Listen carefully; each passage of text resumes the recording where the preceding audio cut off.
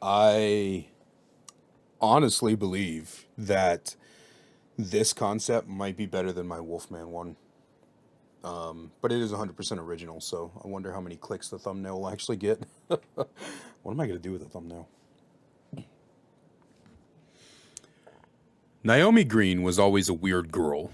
At least, that's what her mother said. Normal girls didn't play with bugs. They aren't bugs, Naomi would protest. They're arachnids, and they're cool. Her mother didn't care for the difference. Bugs, not bugs.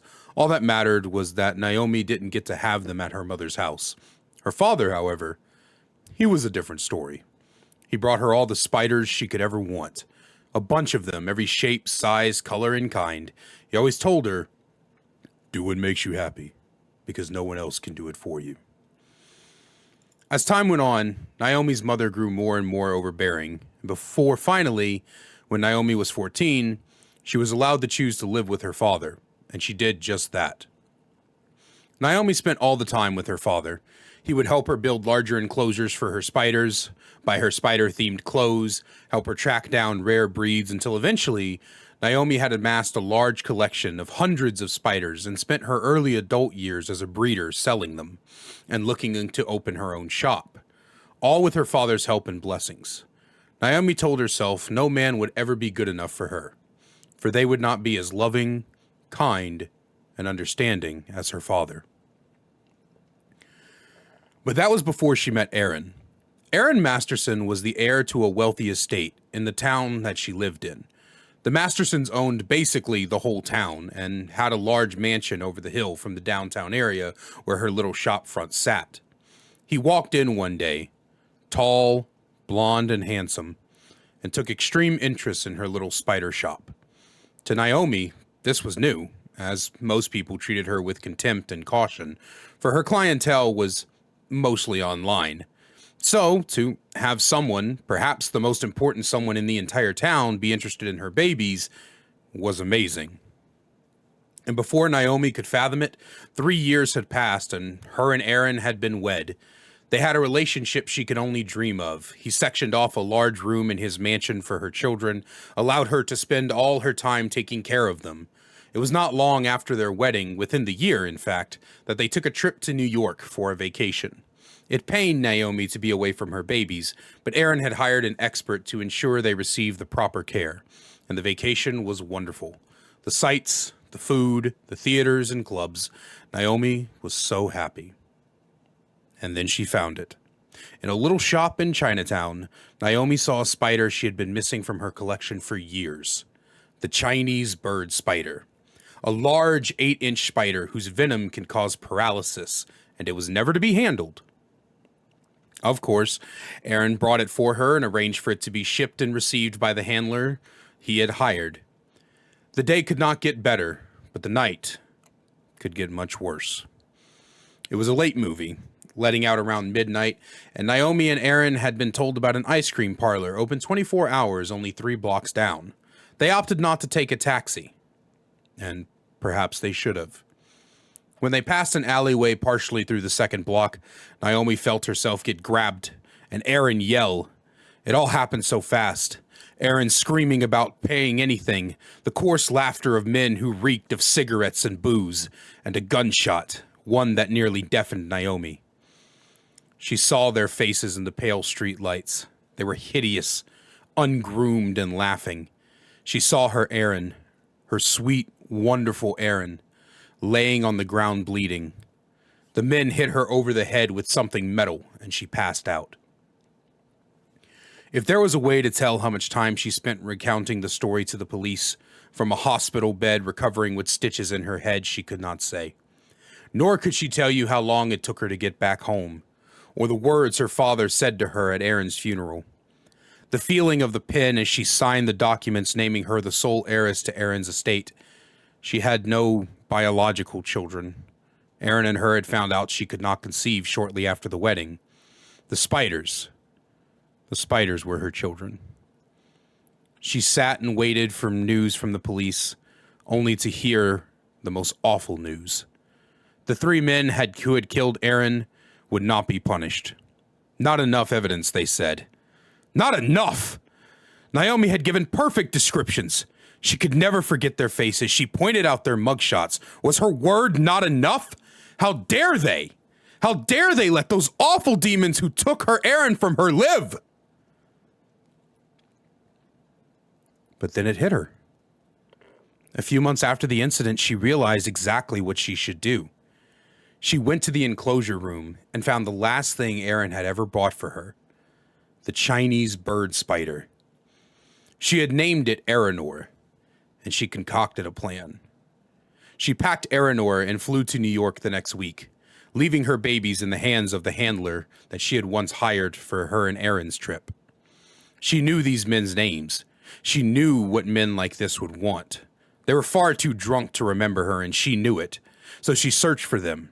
For weeks she searched, and when she found them, she gave them a proposition they could not refuse. She had posed as a lady of the evening, prepared to give them all a free sample. And when they were passed out, drunk and empty of their lust, she coaxed Aranor to bite them. By the time they would awake and notice, she would be gone, and they would be paralyzed and dead. It was the perfect plan, and it worked. She flew back home, scrubbed herself to feel clean again, and tried to get back to her normal life. But it was not meant to be. Her father came to her mansion one night. She was in the study, talking to and playing with one of her black widows. The spiders never bit her. They knew her. They loved her. But her father's words shocked her. He had gotten news of the death of the 3 men, and he had known her trip back to New York. His words were not accusations, they were facts. With tears in his eyes, he turned to leave. Naomi panicked and smashed a vase on his head, and before she knew it, she was coaxing her widow to bite him. Her father, the only man left in this world she could trust, knew too much. As she watched him dying from the bite unconscious, she wept, and in through the window crept a black fog as it consumed them both. Your killer for this chapter is the Widow, a medium-sized killer who moves at 115 with a 32-meter terror radius. The Widow attacks with 4 arms that sprout from her torso when you hit the basic attack, going back in when she moves normally. Her killer power is the web. The Widow has 10 webs that she can spin in doorways, windows, dropped pallets, and undropped pallets. Once a web has been broken, it takes 60 seconds for the Widow to regain another. Placing the web takes 5 seconds. If a web is placed on an opening, like doorway, window, or dropped pallet, the survivor moving through these places is slowed by 50% for 2 seconds, eventually breaking free of the web and it snapping. If a web is placed on an upright pallet, the pallet takes an extra 2 seconds to drop, after which the web is broken. Secondary power, egg sacs. The Widow's precious spiders are now one with her. She can use the active ability button to place up to 10 egg sacs on the map, next to any web she has placed. Once these egg sacs are placed, she can place no more. So once she uses all 10, she no longer has any more at her disposal. Egg sacs will produce spiders to replace a nearby web once it has been broken, and the egg sac disappears afterwards. Survivors who find the tiny egg sacs can start an interaction to break the sacs. The interaction takes 7 seconds, and once broken, the spiders that come out of the sac will bite the survivors, causing them to scream and become deep wounded. Perks. Widow's Revenge. Activate this perk by damaging 3 generators by any means. Afterwards, anytime you damage a generator, gain a token up to 7 tokens. While a generator is regressing, use the interact key again to place a sticky substance on the generator, consuming a token.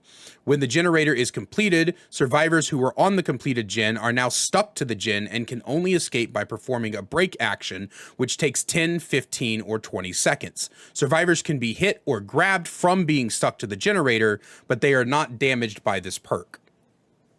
Trapdoor Spider's Lesson. This perk activates after you break a pallet. Replace the broken pallet with a trapped pallet. When the survivor vaults this trapped pallet, they will be slowed and hindered by 15% for 18, 19, 20 seconds. The trapped pallet will then melt away after 15 seconds. Trapped pallets are covered in a visual white substance. Extracted Venom. After each basic attack on a survivor, gain a token.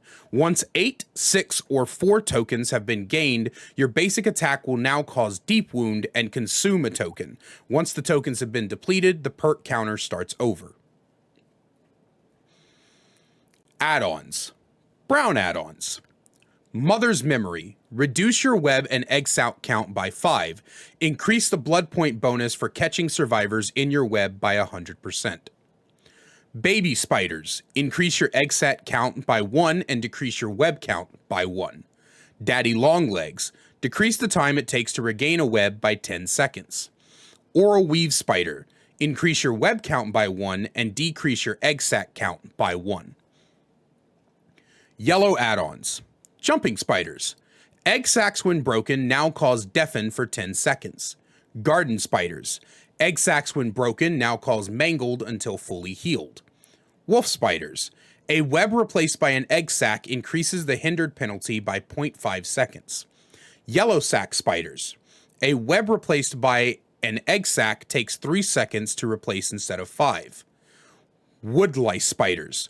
Webbing pallets both dropped and standing takes 3 seconds for both you and the egg sac.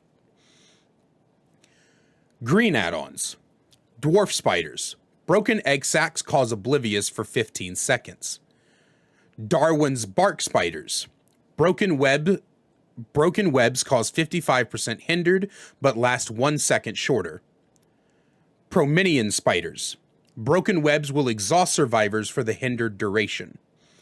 Grass Spiders. Broken egg sacs cause blindness for 30 seconds. Peacock Jumping Spiders.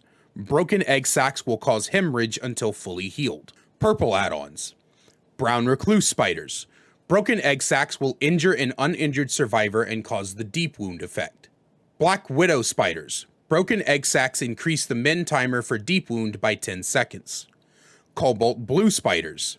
Broken egg sacs attach a spider to the survivor that will automatically repair the next web the survivor breaks. Peacock Parachute Spider. Webs now take 35 seconds less to regain. Iridescent add-ons. Aaron's Ring.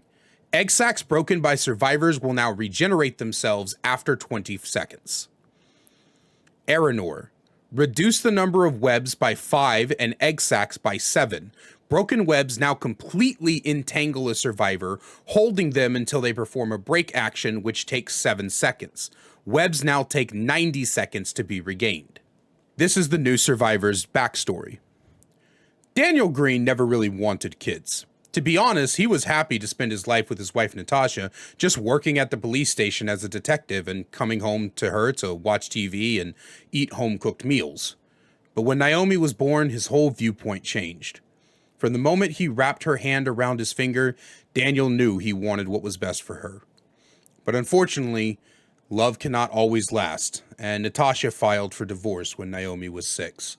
Joint custody was awarded, and Daniel got Naomi every single weekend. Natasha was hard on Naomi, always forcing her into proper girl hobbies and outfits, but Daniel just wanted her to be happy. When Naomi was 14, the judge allowed her to choose a parent to live with, and Daniel was never happier. He spent the next 4 years dotting after Naomi with everything he could, sometimes going hungry so he could get her another spider or spider-related things. And for a long time, Naomi was his world, and he knew someday a boy would come to take her away. And that he did. And Daniel liked Aaron.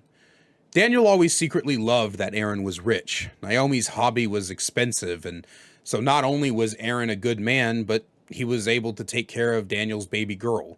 The wedding was beautiful, but when Daniel got the news from New York about what happened to Aaron and Naomi, he was distraught. Naomi wasn't herself anymore. I mean, why would she be? The love of her life had been murdered in front of her. She was a zombie, moving lifeless from day to day, taking care of her spiders and living life on autopilot. What was even worse was when the results of the court case against the 3 men came, that they were declared innocent due to lack of evidence.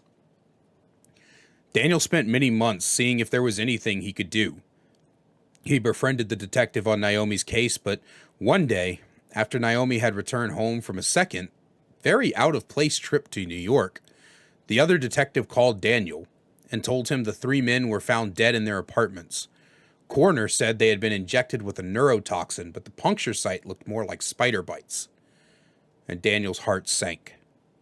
He thanked the detective, and after a long day of thinking on it, he went to the Masterson Manor to confront Naomi.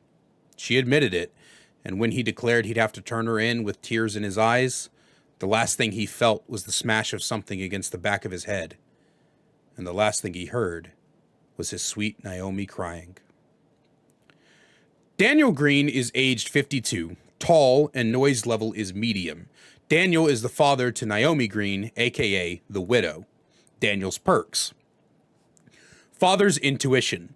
When the killer takes a health state from another survivor, see the killer's aura for 8, 9, or 10 seconds. Father's love. This perk activates after you spend 16 seconds healing other survivors.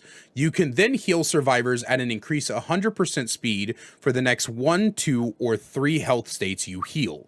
This perk then deactivates and must be reactivated. Father's protection. You unhook other survivors 25% faster. After you unhook a survivor, you are hindered by 5% for 5, 6, or 7 seconds. If you take a hit during this state, the survivor you unhooked gains 5% haste for 5, 6, or 7 seconds. So in my last concept video, you guys said you would have also liked to have a map along with the survivor, and I tried to write a map for this chapter concept, but unfortunately, I found out that I don't know a lot about map balance. So like while I was trying to describe how the map would look, some of it just came like really bad, like the way it came across. And like I know enough about map balance to look at a map and say this map is balanced, this map isn't balanced, but not enough to create my own. So hopefully next time I can have a little bit more. I'll try to practice studying maps a little bit more so I can come up with good map concepts. But until then, you know, we'll see what happens. But other than that, guys, I hope you enjoyed this concept. As always, if you'd love to help me out, try to get this in front of people who could maybe actually take this concept and get it to the developers, because it's kind of a secret goal of mine. Not secret, but it's kind of a goal of mine to be able to work as a story and concept developer at Behavior, just because I love this game so much, and I'd love to be able to create new perks and killers and stuff, like officially do it. But other than that, I love you guys so much, and I will see you tomorrow. Oh, wait, I almost forgot.